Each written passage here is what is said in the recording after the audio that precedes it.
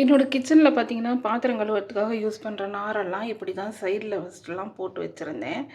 அதில் வந்துட்டு நம்ப லிக்விட போட்டு யூஸ் பண்ணிவிட்டு, மீதி இருக்க லிக்விட்ஸ் எல்லாம் வந்துட்டு அப்படியே இந்த சைடில் வழிய ஆரம்பிச்சிரும். அதனால் கொஞ்ச நாள் கழித்து நான் என்ன பண்ணேன், யோசித்து இந்த மாதிரி ஒரு ஸ்வீட் பாக்ஸோட ட்ரேயில் வந்துட்டு ஒரு ஹோல் போட்டு அதை வந்து இப்படி வச்சு நான் யூஸ் பண்ணிகிட்டு இருந்தேன். அப்படி இருந்தாலுமே இதுக்கு கீழெல்லாம் வந்துட்டு இந்த இடத்துல வந்து அழுக்கு சேர ஆரம்பிச்சு நம்ம டெய்லியுமே எடுத்து க்ளீன் பண்ணணும். இருந்தாலும் இந்த மாதிரி ஒயிட் ஒயிட்டாக ஏதாவது ஒன்று அது கீழே இருந்துகிட்டே இருக்கும். அதை அப்பப்போ எடுத்து எடுத்து க்ளீன் பண்ணுறதாவே இருந்துச்சு.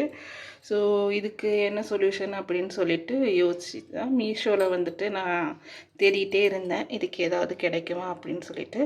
அப்படி நான் தேடி கிடைச்ச ஒரு பொருள் தான் இன்றைக்கி நான் ஆர்டர் பண்ணி வாங்கியிருக்கேன். அது என்னென்னு பார்க்கலாம் வாங்க. இந்த ப்ராடக்ட் வந்துட்டு ரொம்பவே யூஸ்ஃபுல்லாக இருக்குது. இது என்னென்னு பார்த்தீங்கன்னா, டேப்லேயே கனெக்ட் பண்ணுற மாதிரி ஒரு சின்ன ட்ரே மாதிரி கொடுத்து வச்சுருக்காங்க. கம்பியில் கொடுத்துருக்காங்க. கம்பியுமே வந்துட்டு நல்லா ஸ்ட்ராங்காக தான் இருக்குது. கண்டிப்பாக ஒர்த்து தான் மணி. அதே மாதிரி சிங்கை சுற்றி அப்படியே எல்லாத்தையும் போட்டு வைக்காமல், நார், சோப்பு எல்லாத்தையும் அப்படியே போட்டு வைக்காமல் நம்ம இந்த மாதிரி ஒரு ட்ரேயில் அழகாக அடுக்கி வச்சு பார்க்கும்போது நம்மளுக்கே ஒரு சாட்டிஸ்ஃபேக்ஷனாக இருக்குது. ஸோ கண்டிப்பாக இது நல்ல யூஸ்ஃபுல்லான ஒரு ப்ராடக்ட் தான், வாங்கலாம் கண்டிப்பாக.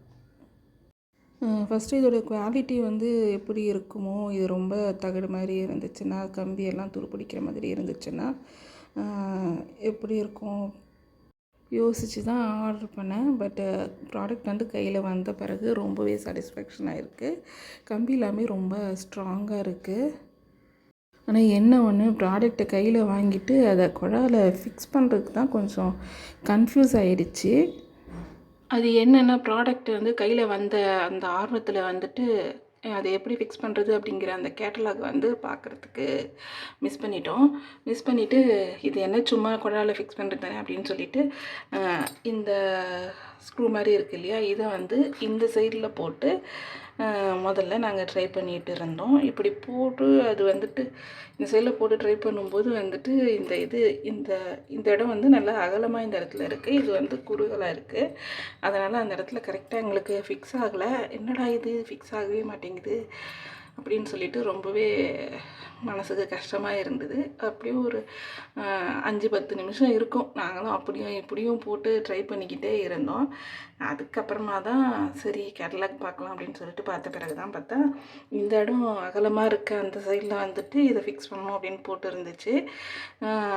அது வரைக்குமே நான் வந்து இந்த இதை நான் கவனிக்கவே இல்லை. இது குறுகலாக இருக்குது, இது அகலமாக இருக்குது அப்படிங்கிற அந்த விஷயத்தை வந்து நான் கவனிக்கவே இல்லை. அதுக்கு பிறகு தான் கவனித்தேன் இந்த மாதிரி ஒரு செட்டிங் இருக்குது. ஸோ இதில் ஃபிக்ஸ் பண்ணிவிட்டு இதை இந்த உள்ளே இருக்குது பார்த்திங்களா, அதாவது உள்ளே சொருவிட்டோம்னா இந்த குழா போய்ட்டு கரெக்டாக அதில் ஃபிக்ஸ் ஆகிடுது.